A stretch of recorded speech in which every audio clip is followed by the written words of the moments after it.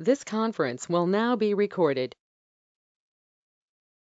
So before we learn about report and dashboard in detail, let's understand what is Salesforce and what we can do in the Salesforce, and from where from where we get the data to do the analysis based on our reporting or dashboard capabilities. So let's see, when I say Salesforce, it's nothing but a cloud CRM applications.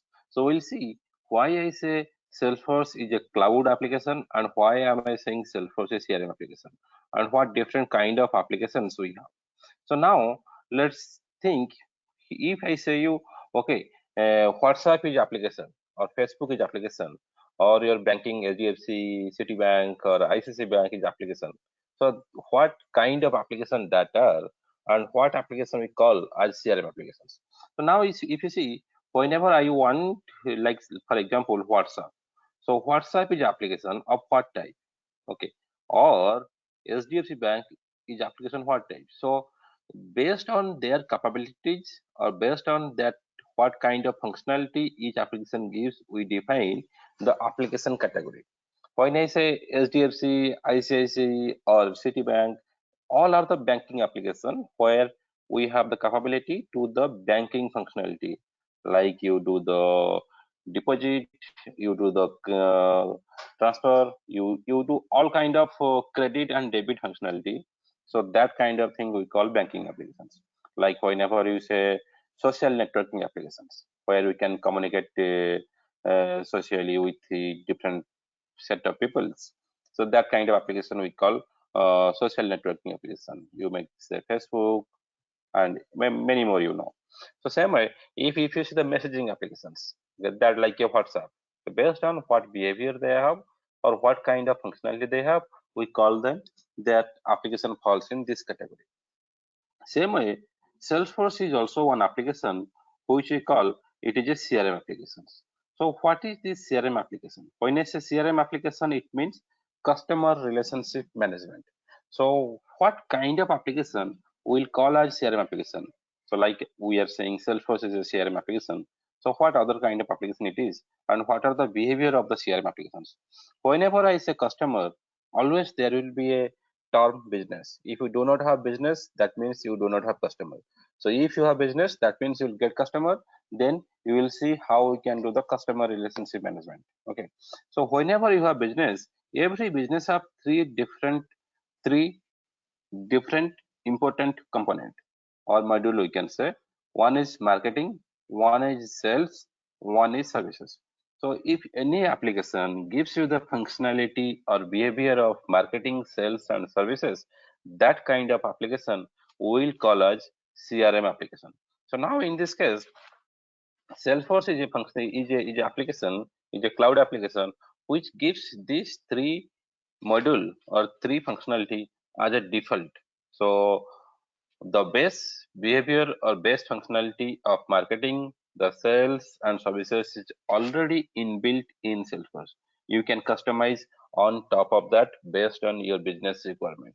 But the functionality is already given by us, given by Salesforce in the form of Salesforce applications. Apart from that, there are many other applications also. Just I'm focusing on these three so that I can define why I'm saying Salesforce is a CRM applications. So if you see, if you log into anytime any Salesforce application first time without any customization, once you do the sign up, based on your licenses, you will get see different kind of applications. Like you can see sales here, like marketing and services. All these kind of application already inbuilt. So what kind of data I need to capture for marketing, like campaign or many things, or what kind of thing I need for sales. Also, what object model, the basic behavior of sales application, same way basic behavior of services applications, like how we track the cases, how we do the support, how we do the knowledge management. All this kind of thing already inbuilt in Salesforce. Okay, so as Salesforce gives these three functionality as inbuilt module or inbuilt features, so we call Salesforce as a CRM applications. The next, why I'm saying Salesforce is the cloud CRM applications. See, if you want to use any applications. For small example, if you want to play a video, you need a VLC player, correct? So now this VLC player we used to install in our system as a exe file. Okay, so now once you get exe file or some set of file, that set of file you need to install on your system. So now this is nothing but you are getting as a product.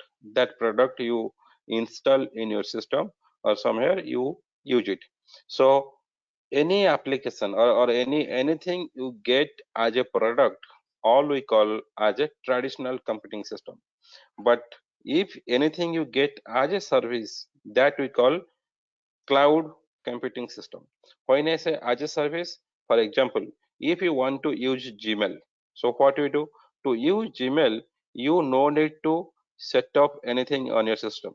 If you have internet connection, if you have browser, you have a Gmail server URL, you enter the Gmail server URL, you enter your username password, and you get it simply. If I want to use Gmail, I don't do anything. Simply I log in with my username password. So these mail services provided by Google as a services to you, not as a product. But same way, if you want to use Gtalk, you have to install some set of file in your system. That's not provided as a service, but provided as a product. So anything you access as a service, that we call as cloud cloud-based or cloud computing system. So same way, if I want to access my Salesforce, I don't want to I don't need to install anything to access Salesforce. I have my server URL. I can enter my server URL.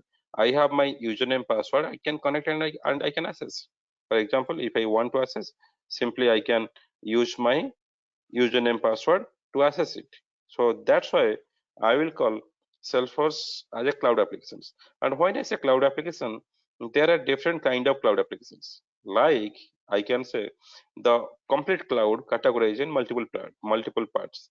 Like one as a PaaS, I will tell each one what it is. PaaS, one as IaaS, okay, one as SaaS. So all these things nothing but the category of cloud services.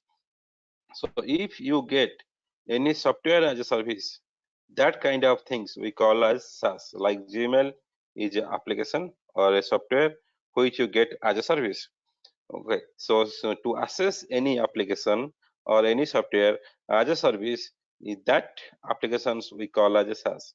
Like you can say your Gmail or you can say your Salesforce. To access the Salesforce application, I am getting that Salesforce application as a service to us through one server. So if you have your username with that server, you can connect to that application easily without installing anything.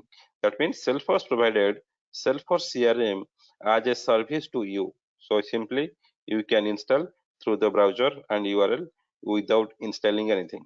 Same way, there is something called platform as a service. So if like see, if you want to customize your application, then what you need?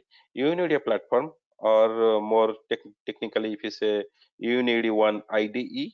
So using that you can write your logic, you can write some code, and you can customize the applications.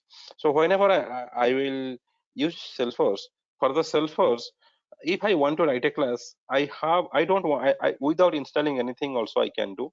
For example, if I want to write a class, simply I can go to my classes here, and here simply I can write whatever the class I want. So I have a platform to customize my Salesforce CRM application also as a service to me. So you can use this or you can use my developer console. All these things also given to us. And same way, so that's why we call Salesforce also satisfy PaaS, platform as a service, Salesforce as a CRM application services like this, software as a service, and same way infrastructure as a service. That means if I customize my application, I have to host somewhere, or I have to launch my or I have to launch my service somewhere. So now to host my application, being using in Salesforce, I don't need any my host services separately. So Salesforce by default gives us the hosting platform also. So our application is hosted on the cloud. We can customize it. We can make the changes whatever I want, and we can deploy the changes to the same production, same org wherever you want, maybe sandbox or production where you want, and we can do it.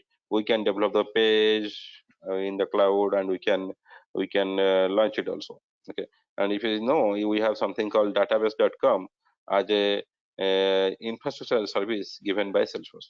So in overall, to understand, Salesforce is purely cloud CRM application which gives marketing, sales, services, and many other applications which are the default behavior of any customer-based applications. And Salesforce supports SaaS, PaaS, and IaaS. So we call Salesforce as a CRM application. So now, same way, whenever I go to reporting or to create the dashboard, so that means I am going to do based on some data in my system. So when I say some data, what it is and from where I get, every application have their own model to store the data. So in the same way, we have, so in the Salesforce, we have different kind of object model. So let's see, there are two types of objects we can say right now, which I'm going to cover here. One nothing but my standard object, one nothing but custom object. So my data stored in the object. So object nothing but it's like a table. You can think it's like a database table, or more specific to say, it's like a in Excel sheet how you store row and column. Same kind of thing, nothing but a table or nothing but an object. So basically there are two type of object in Salesforce: standard object and custom object. The objects which we are getting by default from the Salesforce, we are not creating it. That objects nothing are called as standard object, and the objects which we are going to create or we created for our customization, that object we call custom object. Okay, so I'm not going in more deep detail about object, how to create object, because I hope you know this object like as you are learning reporting in a dashboard. So you should know about these objects, how to create the object, and how to define your object model. But basically we have two different type of objects: standard object and custom object. And when I say object, it's nothing but I can say table. Okay, in more generic terminology. So when I say table, how the data going to store here? So in the table, data are going to store as a row. Just think if it's an Excel sheet. So what happen in the Excel sheet? We store my data in a row, and each row, like for the complete Excel sheet, you will have some columns. Same way, in my table also I have columns. So in Salesforce, this column we called as field. It's nothing but my field. And same way, the row what we have, we call it as a record. So Salesforce object model when you say, just remember these three terms. One is object, one is like object. Each object have records, and the records data will store in fields, nothing but my columns. So now to define the columns, okay, what kind of data I want to store, that we control by data type. So we have many data types like text area, text long, number, percent, phone, email, date time, and other. And also we have some related fields like relationship we define between two objects. Let's consider you have one project as one object, custom object, and you have project team member, one object. So for one project, who are the team members I want to define? So if I treat them based on RDBMS concept, if I treat them as two different objects, one is project, one as project team member, then I can define some relationship. To define the relationship, we have lookup, master detail data types. We can use and we can define the relationship. If I say, okay, for the project which we delivered in the year 2020, who are the team members, okay, and who are managing that project. So if I want to see, I can run a report in these two objects, on these two objects, project and project team member. So when you do the reporting, we have to understand the object model. We have to understand how the relationships are established, maybe lookup or master detail, and based on that, how we can take the reports. All these things we have discussed detail in the upcoming sessions. Okay, so to overall to understand, we have standard object, custom object, where you store the data, and data stored in the form of rows or nothing but we can say records, and each object have many fields to store the data. Let's see, if you think this is one object for me, I have a field like name is one field, type is one field, rating is one field, email is one field, website is one field, and then I can have different kind of record for this. So whenever I want to do some kind of reporting, I can get the data from this object as a source. Then I can build my report or I can build my chart on top of that. How I want, I can build it. So it may be horizontal chart, vertical chart, or maybe any kind of chart we have. Okay, so all charts I have discussed in the upcoming sessions, also how to build the chart from this, and then how once we create the report, how this report we can take and create a dashboard. So how we are going to create this dashboard also we have discussed in detail completely. Okay, so now let's see, we'll focus in the next topic, what is report and dashboard and how we are going to create it in more detail. Thank you.